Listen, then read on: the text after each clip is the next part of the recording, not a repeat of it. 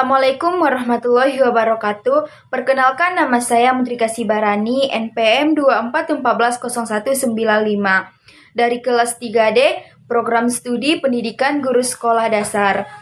Yang saya hormati Bapak Jeffrey Faisal, Magister Pendidikan selaku dosen pengampu di mata kuliah pembelajaran IPS di sekolah dasar. Pada kesempatan ini saya akan menjelaskan sedikit tentang model pembelajaran. Salah satunya yaitu PBL atau Project Based Learning. Project Based Learning adalah suatu model pembelajaran yang berfokus pada pengembangan kemampuan siswa dalam menyelesaikan proyek yang relevan dengan kehidupan nyata. Dalam PBL, siswa bekerja secara mandiri atau dalam kelompok untuk menyelesaikan proyek yang telah ditentukan, dengan tujuan mengembangkan kemampuan berpikir kritis, kreativitas, dan kemampuan kerjasama. Adapun karakteristik PBL atau Project Based Learning, yang pertama itu ada proyek yang relevan. Proyek yang dipilih harus relevan dengan kehidupan nyata dan menarik bagi siswa. Yang kedua, siswa sebagai pusat. Siswa menjadi pusat pembelajaran dan guru berperan sebagai fasilitator. Dan yang ketiga, kerjasama.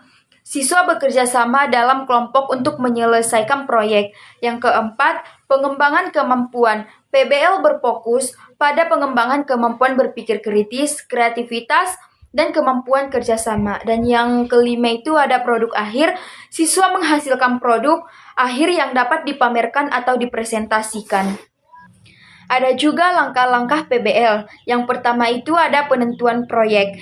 Guru dan siswa menentukan proyek yang akan dikerjakan. Dan yang kedua, perencanaan. Siswa membuat rencana kerja dan membagi tugas. Yang ketiga, pelaksanaan. Siswa melaksanakan proyek dan bekerja sama dalam kelompok. Dan yang keempat, pemantauan. Guru memantau kemajuan siswa dan memberikan umpan balik. Dan yang terakhir, evaluasi. Siswa mempresentasikan produk akhir dan memberikan evaluasi. Kelebihan PBL itu ada meningkatkan kemampuan berpikir kritis. PBL membantu siswa mengembangkan kemampuan berpikir kritis dan kreativitas. Yang kedua, meningkatkan kerjasama. PBL membantu siswa mengembangkan kemampuan kerjasama dan komunikasi. Yang ketiga, meningkatkan motivasi. PBL dapat meningkatkan motivasi kerjasama. Mereka bekerja pada proyek yang relevan dengan kehidupan nyata. Ada juga kelebihan PBL yaitu waktu yang lama. PBL memerlukan waktu yang lama untuk menyelesaikan proyek. Dan yang kedua, kesulitan dalam evaluasi. PBL dapat sulit dievaluasi karena produk akhir yang beragam. Berikut beberapa contoh proyek PBL yang dapat dilakukan oleh siswa. Yang pertama itu mengembangkan produk ramah lingkungan, seperti membuat tas belanja ramah lingkungan dari bahan daur ulang, atau mengembangkan produk pembersih rumah tangga yang ramah lingkungan. Dan yang kedua ada membuat film dokumenter tentang isu sosial seperti kemiskinan atau perubahan iklim. Membuat film dokumenter tentang sejarah dan budaya lokal. Yang ketiga ada mengembangkan rencana bisnis. Membuat rencana bisnis untuk usaha kecil seperti warung atau toko online. Mengembangkan rencana bisnis untuk produk inovatif. Yang keempat ada membuat sistem pengelolaan lingkungan. Membuat sistem pengelolaan sampah yang efektif untuk sekolah atau komunikasi. Yang kelima itu membuat karya seni. Membuat karya seni yang menggambarkan isu sosial tentang lingkungan.